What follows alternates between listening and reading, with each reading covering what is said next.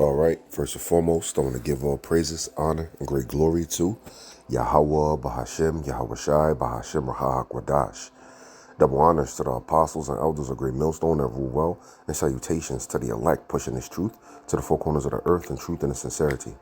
All right, in this particular video, I want to touch on this video that you're looking at on your screen right here.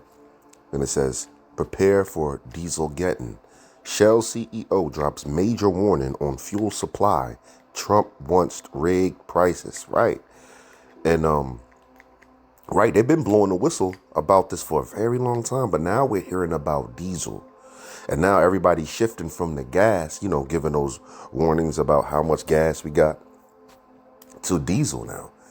Every economist is saying diesel is what you need to keep your eye on. Gas is terrible too, but they say diesel, you need to keep your eye on that.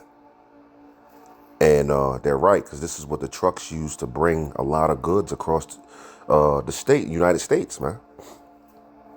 So yeah, now you got the Shell CEO saying that, talking about the fuel supply.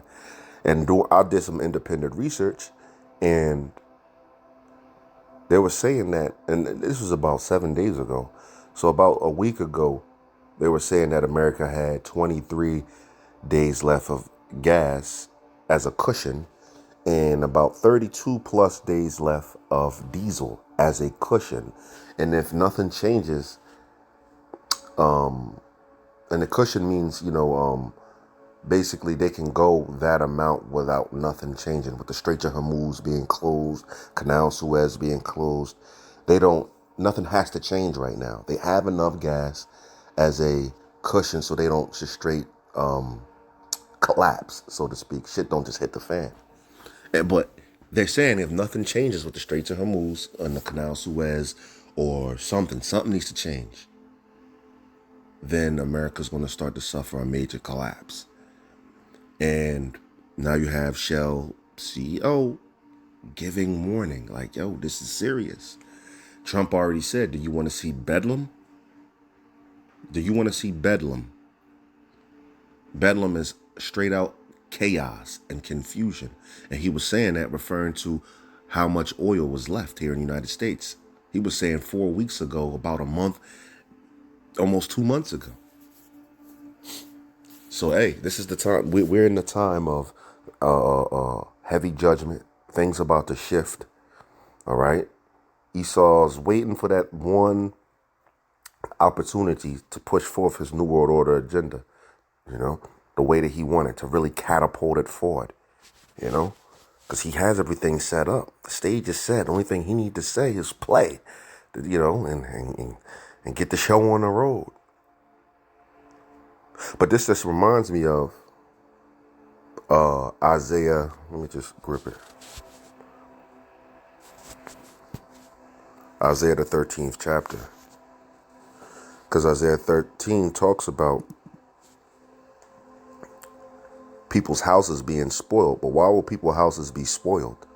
Why would the population, start to break into other people's houses, their neighbors' houses and things like this? Is because there's no food at the stores, at the grocery stores, man.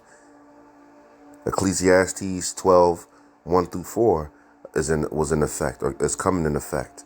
The doors the doors in the street shall be shut. Talking about these businesses. A lot of people won't get laid off. They're not going to be able to work to provide. Hyperinflation is going to hit too. So even if you had a little money, it's really not going to be worth anything.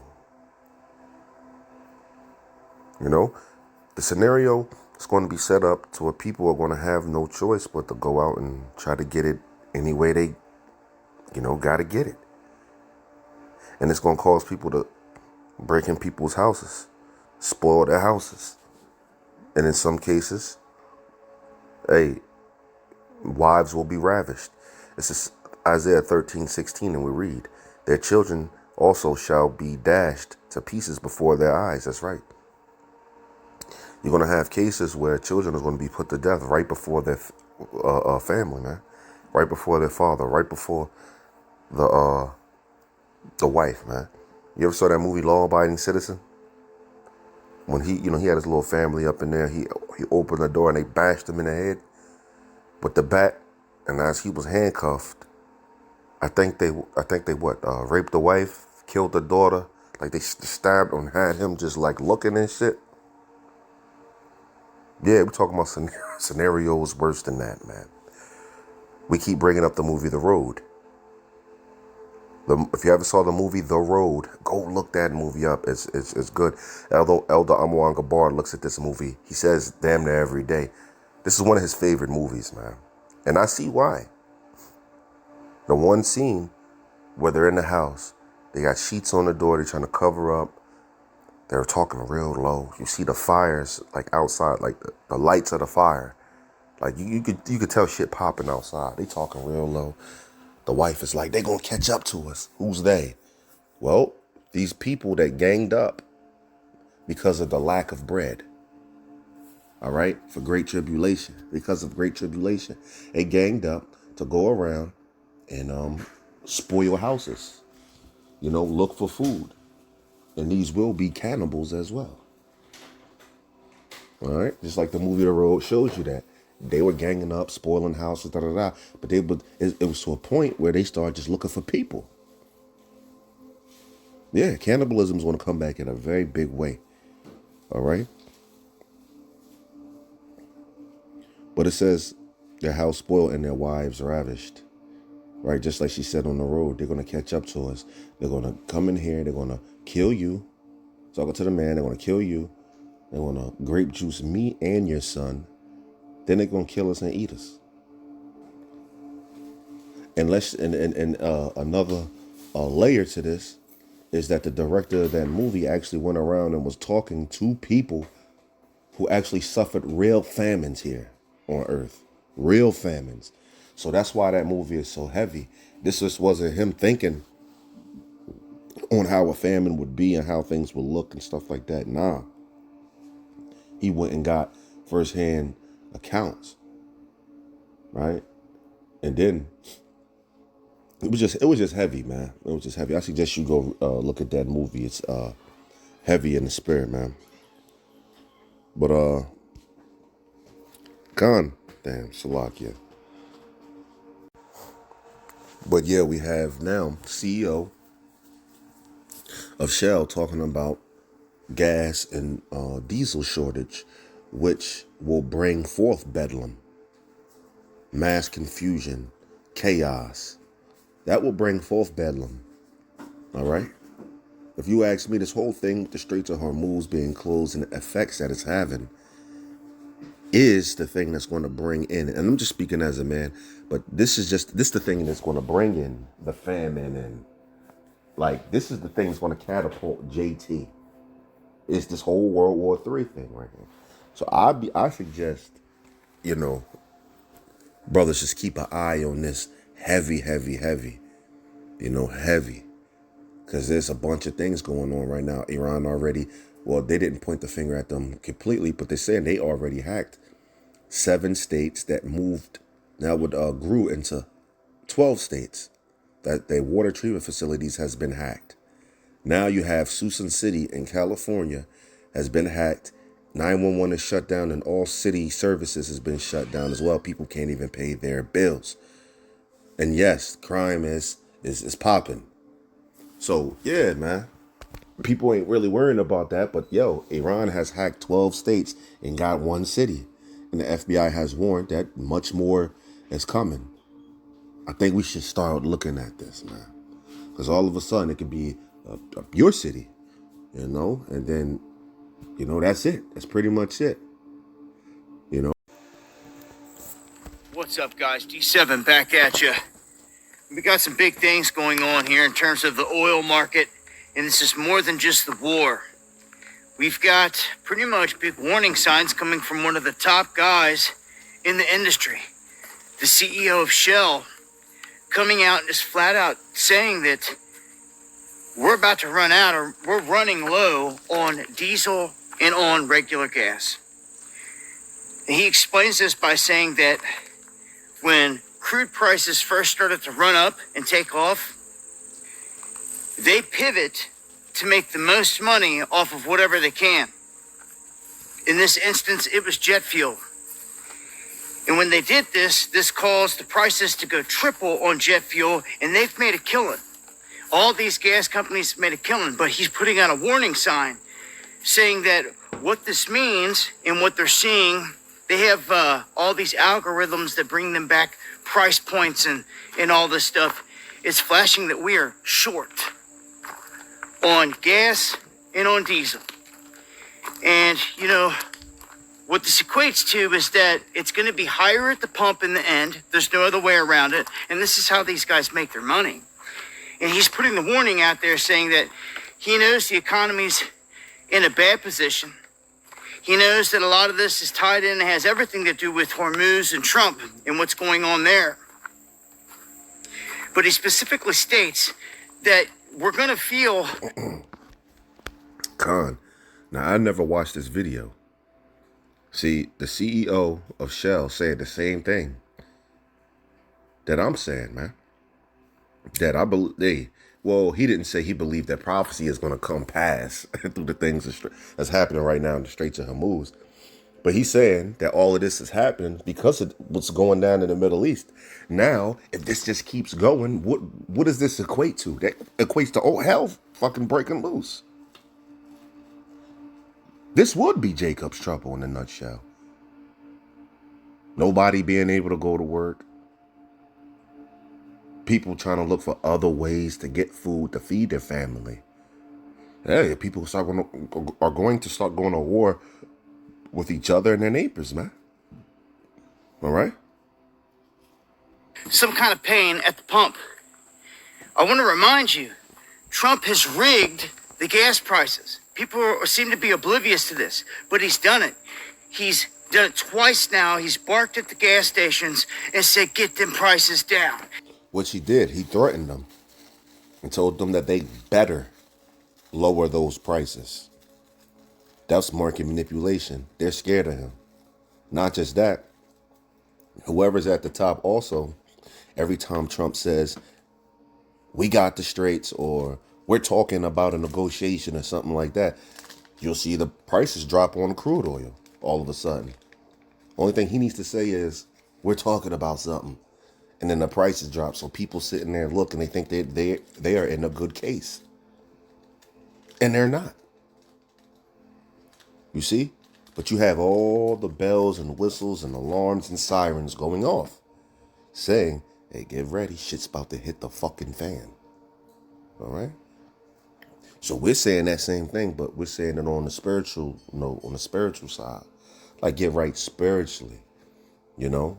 And that don't mean just, get as much precepts as you can, download it and download. Really get yourself right, okay? Get your faith up. Get everything situated. You good. Right. Get everything situated with yourself. Start examining yourself in and out. Ask the Lord to give you more faith, more patience, more temperance. Because in this time that we about to come up in, it's going to show if you were, doing the right thing with your time. Was you trying to gain more patience, more faith? When you're in a hard time, between a rock and a hard place, you don't fall out and just say fuck it and fall out the truth or whatever, man. You stay with that stiff upper lip. Pull yourself up by your bootstraps and your chest out with a stiff upper lip, and you keep it pushing, man. That's what the Lord want to see a soldier, man. We're going to see, or the Lord's going to see in these upcoming times, what is what. All right, so you're supposed to be doing what you're supposed to be doing right now. Yes, do the work, making videos and stuff. But we're going to see if it's all for show in a second. All right? He did it just like yesterday or the day before. These gas stations are not listening. Why are they going to take a loss, they're saying? Unless he comes out with some kind of executive order and tries to do... They listened already. They might be starting not to listen now, but they listened already. Something, he's rigging prices all around us while the price around the world is rising. I broke this down, Salakia. This my, Lord willing, it's my last time pausing it. It's going to be a rubber band effect, which means The price right now is already supposedly like $130 a barrel, which is supposed to be right now. But you see it at like 87 a barrel. That's that market manipulation.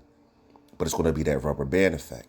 Imagine one hand holding that rubber band at a $130 mark, and the other hand dragging that rubber band down to the 80-something mark. They don't understand that once the smoke and mirrors leave and that cushion is no longer there, that 23 days and 30 days of diesel is no longer there, that left hand slips and that rubber band shoots up. Now, shoots up to that right hand, back to that $130 mark. But it's going to hit people so fucking fast, it's like they had the damn spin. It's going to go from like 3-something to like, in a matter of like a couple days, like, yo, it's like 430. Then like about 2 weeks later, it's damn near $5. Then it is 5. Then it's 5 something. This is how quick it's going to happen. It's where people will start, and then and since there's already a shortage, they'll start talking about rationing. You see, things about to get real grim, real fucking fast. It's like the more you study, you start to see the transition. We're in the transitional period right now, but you also starting to see like a sudden hit as well, like, you know, a sudden bow, like a catastrophe, and that's when the cushion leaves, man. Just wait. Disaster in the making. We have to snap back to reality at some point. And when we do, it's going to crush people. And I have a feeling that's exactly what it was designed to do. So, we're about halfway through the summer here, and we've got, several more warm months to go. Makes me wonder what's it going to look like going into winter now? Fuel shortages. Are people going to have what they need? Well, you got to understand, this country runs on diesel. The tractors, the combines, the school buses. Primarily, all these things take diesel. There might be an offshoot that doesn't. But your ambulances, your fire trucks, everything for an emergency, all runs off diesel. Everything that keeps everything going, that delivers all your food, delivers all the fuel, is diesel. And I'm telling you, you should get ready for Dieselgeddon. Have a plan. When the top dogs are saying these things, you got to pay attention. Yeah. That we're in shortage mode. The only reason the everyday person isn't seeing it again is because Trump's trying to rig everything up. Now, look around the world, prices just keep climbing. And it don't look like there's any deal in sight in terms of Hormuz. There might be, but we're so far messed up in the cycle that this is the outcome. Just remember, when none of these places have the diesel they need, our society shuts down. Everything comes to a grinding halt, and it seems that someone wants it that way. So I just get ready, man. Have a plan. If you depend on diesel, this affects everything, all goods, because they all got to get shipped. So the price of everything rises. Hope it was edifying. Hope you could take something from that. And with that, say shalom.